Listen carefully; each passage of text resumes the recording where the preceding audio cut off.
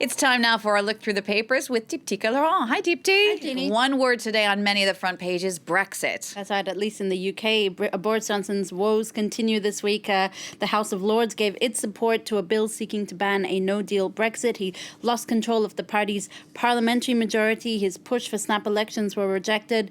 It's been a tough week for Boris Johnson. The British Prime Minister is cornered, you might say, at least. That's what the British daily The Independent says on its front page.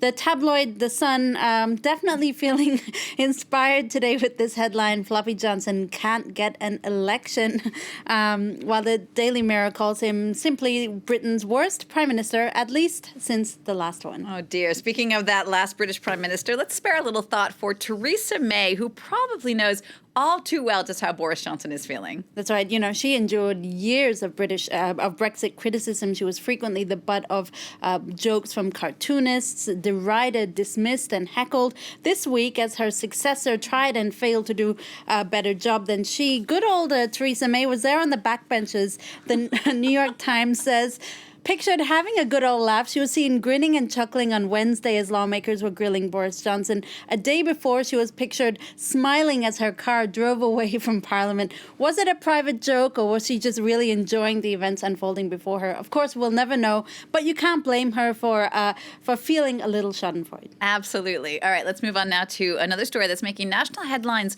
in Morocco. This is a journalist who's been arrested for abortion. That's right. It's the Hajar Raisuni affair that's really gripping Morocco right now. A 28-year-old journalist, Hajar Raisuni, has been detained for 4 days, accused of having had an abortion, which is illegal in Morocco. Her doctor, anesthesiologist, and medical practitioner have also been arrested.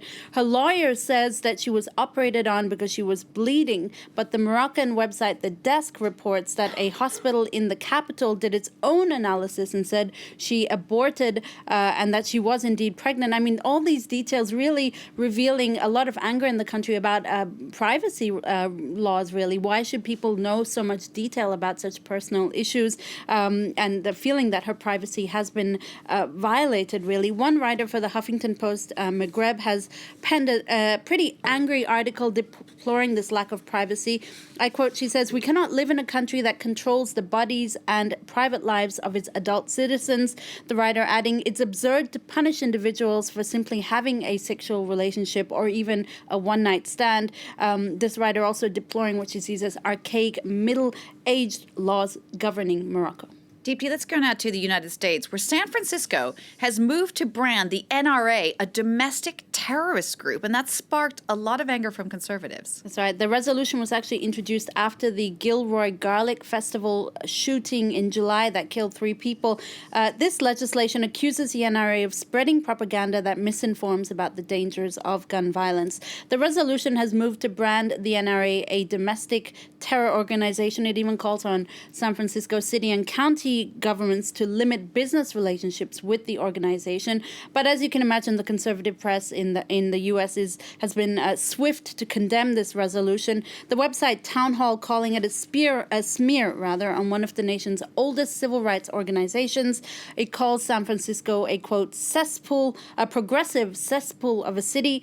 This writer even has the audacity to say this, I quote, "Mass shootings aren't becoming more frequent, and there aren't enough dead bodies to change my mind on Second Amendment rights." All right, Deepti, let's wrap up now with this. TV cameras that were following a cycling race in Spain inadvertently revealed something far more nefarious. That's right. Cycling and drugs often do go hand in hand, unfortunately. But this is a case where cycling helped reveal some criminal activity. Can you figure out what that is on the rooftop there, Jeannie? No idea. Well, cameras are following cyclists in the Vuelta a España race on the weekend, and they happened to come across some major weed farms growing quietly on the rooftops. I just thought it was a garden. It does look like a garden, doesn't it? They were quietly growing high on the rooftops of this building, made more conspicuous because all the building rooftops are this kind of bright brick orange color. Local police picked up on the footage and seized the plants and have opened an investigation. In Catalonia, you can grow weed for personal use, but clearly here that was not the case. Unless it's a very big person. Yeah, Deepti, thank you for that. Or a village. Yes, Deepti, go along with our look at the press review today. Don't forget, if you want to see it again, you can always check out our website. The address, of course, France24.com.